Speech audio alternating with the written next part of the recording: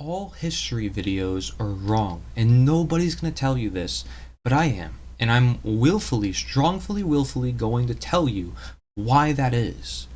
Okay, so war is tough, right? And we talk a lot about war in history. That's just one thing, okay? Nobody likes it. Well, the world gets tough at times. Nobody likes that either. And often, a lot of people don't like politics either. In fact, if you just look at our history, most of our history, you're like, yeah, I don't really like that, because it's full of suffering, death, and democide, which I talk a lot about on my channel, and I talk about how we can actually prevent that as a human species, but it requires education of the mind. So that's why watching this video could help, not just in your mind, but then to the people that you talk to, the people that you educate, because it is ultimately our minds that turn into our actions, that turn into our conditions. And that such simple knowledge is something that does go overlooked, but it doesn't end there. Okay, nobody's going to tell you this. Okay, all history videos are wrong. They miss the point. They miss the point because they're not looking at what is the common theme for all of history, or at least all of recorded history for 6,000 years or so since the first civilization is Sumeria. And that is slavery, and it still doesn't end because it takes on many different forms. Chattel slavery is just one, but slavery is still not the end of things, because you think of slavery, you automatically think of chattel slavery. What are the other forms, and what's the most prevalent in today's world? It's statism. I wrote a whole book about this called Slavery Gone for Good. For any of you book enthusiasts out there who like to read and like to look into things, I encourage you to. Anybody who likes to actually look into things in great detail because they don't want to watch some video of somebody spewing words out on the camera. That's fine. I'm not here to plug my book though, and I think I can convey the message on cam. I'm going to put 5 questions on the screen for you, and I want you to pause the video. I want you to answer these 5 questions, because these 5 questions were never questioned in history. All of history. And if you don't believe me, then why are we doing the same thing that has been done for 6,000 years based on these questions? And these questions ultimately point to the fact that statism is a mindset that you believe that other people have the right to rule over you, or have the ability to claim what rights you do or do not have, or the ability to say that they have some sort of claim over your life and your property, essentially over your ownership, which is slavery. So statism is a form of slavery, and it's a form of mental slavery when you think that you are supposed to be a slave, or you're supposed to have somebody in control of your own responsibility, your own property, your own ownership. And it becomes physical slavery when, from the mind, it turns into those actions, and it becomes the system known as government, which has always risen and always fallen, and it keeps rising and falling. Do you ever question why they keep rising and falling? Why there's annual deaths, countless, throughout history? Why democide is the #1 cause of unnatural death?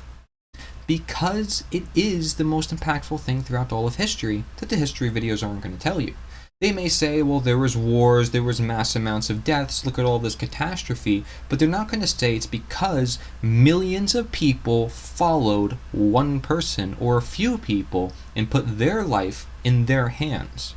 That is the problem with the world, is mass amounts of people complying to an alleged authority that they think has the right to rule. Where did they acquire such a right? Does everybody else have that right? Well, then how is that equality?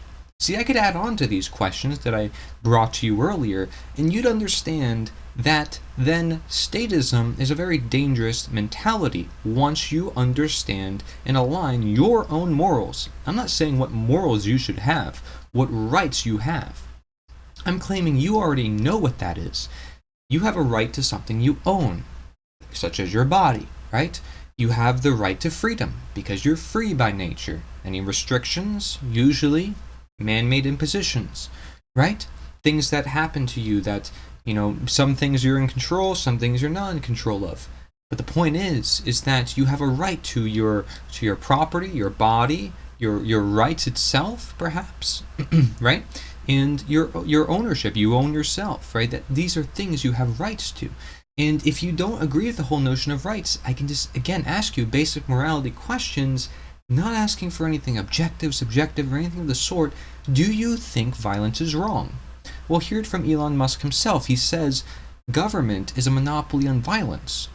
Well, government has been around for 6,000 years, and it's always causing mass casualty. Well, you think it's ever correlated at all with the monopoly on violence? This mass amount of suffering and death in the world? Well, the history videos don't want to really connect those two dots, and I'll tell you why. It's because they either lack the understanding of what statism is, or they lack the understanding of natural law, which is another concept you may interrelate. They lack the understanding of voluntarism, agorism, or other forms of the sort, right? They lack the understanding of, the freedom that people have, the basic principles of freedom, and how you need to be in control of yourself in order for you to free yourself, right? There's a countless amount of things that you'd have to connect philosophically, which history videos don't always look at philosophy just as much as political videos don't look at philosophy. Philosophy, though, built both. It built both all of history and all of politics. Yet people in politics say, oh, well, we want to do our elections. We don't want to hear about philosophy. And people in history say, well, we just want to look at history. We don't want to look at philosophy. Philosophy, sure, it has some sort of role. This person studied this philosophy, but let's not look at the philosophy for ourselves and make up our own mind. Now, if you are somebody who says, well, no, I do like to make up my own mind, I do like to look at the philosophy, then great. You've reached the right channel. You've watched the right video, because statism is something that 99% plus of the population does not know about. It's something that they have absolutely not even heard of before, and something that would really help when it comes to this world. Because let's be honest, these history videos that you see on YouTube, and there's many of them, and all over the web, basically, they speak as if nations did this or that. Oh, here comes Germany. Oh, here comes Russia. Here comes the US. It's like, what is a nation? It's a bunch of people that came together. Do they define what that is? They kind of make it sound like a sports game. It's like, here's player blue and here's player red, and here they come after each other. It's like a chess game. And I don't want to play into that, because that is tribalism. That is division. That's saying this person's on this side, this person's on that side, and the winner does get to pick how the narrative plays out, right? They get to say, they get to write the history books, and what actually happens, a lot of things get censored, thrown away, burned, all that stuff, so that way history does not get out to people, the real history of things, which is, again, always coming back down to the fact that all authority is illegitimate or the problem with the world. See, people want to blame it's this regime or that regime, or basically the point is that if you look at history objectively, you'd understand that every regime has done countless amounts of problems. Not any of them is perfect, because every man-made system as it is imperfect. And no man is perfect, and yet that's the justification for having a government, to prevent the wrong people who are imperfect, so that way we can create some sort of perfect system, even though we can never create it, with people who are imperfect and often the least perfect because they seek power. But we're going to not look at the nature of power and all of what Tolkien said, who lived through the war himself, right? Tolkien is the person who wrote Lord of the Rings. I mean, I did a 3-hour presentation about him. He goes into the nature of war extensively. Talk about somebody who knows about war firsthand and how things can corrupt you into wanting to create war. That is a whole question within itself. I'm not asking for you to look into philosophy necessarily. I'm asking you for you to look into statism, your own mindset that is contributing to it. Since most people are unaware of it, you are likely contributing to it by participating in politics. By saying, I'm part of this country is part of my identity. I'm no longer a human being on this earth. I'm part of this country with this flag. And other flags, well, in other countries, well, no. Right? Even though they're the same human species and with the same rights if they come from God, and just because they don't have the Constitution or the Declaration of Independence in their country does not mean they don't have the same rights by God. No, they do. And then you say, well, that's why we accept them and why America has to be the model to the world. Yeah, that's working real well, isn't it? And when has government ever protected the rights of individuals only?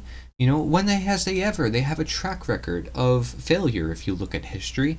But that's another thing, is that, these history videos online, they'll speak as if it was one person who did this and that. Again, if I'm saying it's the masses that puts one person in charge, because one person with evil intent, I mean, gosh, it's just one person.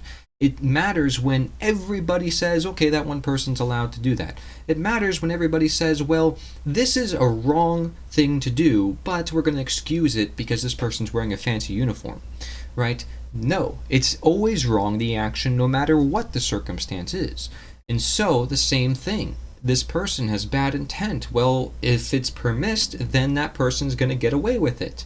And if everybody is going to do their order bidding for them because of their mentality of statism, then what do you expect? Millions of people dying? Because that's what happens, and that's what happens in history time and time again, even when the leaders have so-called good intentions, according to, of course, your view of what is good. This is the fault of humanity, of imposing their will on other people. It just simply cannot be done. Because it will always lead in problems. It will always lead in violence. And being that government is a monopoly on violence, you have to ask yourself, is violence ever right in any scenario other than to protect yourself against those who commit violence to you? That's another thing throughout history. Let's look at the nations that were always the most controlled. Did they have the ability to defend themselves? Well, the ones that are most controlled don't, because that is what would free themselves, is the ability to self-defend. How did the slaves free themselves in America in the 1800s? Well, they rebelled against their masters. The moral persuasion was working to some extent, but at the end of the day, it was the slaves who had to get firearms and, with other people's help, defend them. And even the law was trying to capture them and bring them back to their masters. So the law is not equated to morality, which is another thing, history videos may know what to say, even though it should be obvious to people. Again, it isn't obvious because people equate those two things in today's world. They equate legality with morality, and they think they're one and the same because there is no morality to understand. When I'm saying you need to listen to your own conscience, your own morality, and not give it away to others and say, well, I was just following orders, so I'm not responsible for the massive amount of deaths that just occurred. You are responsible. You're the one who carried it out.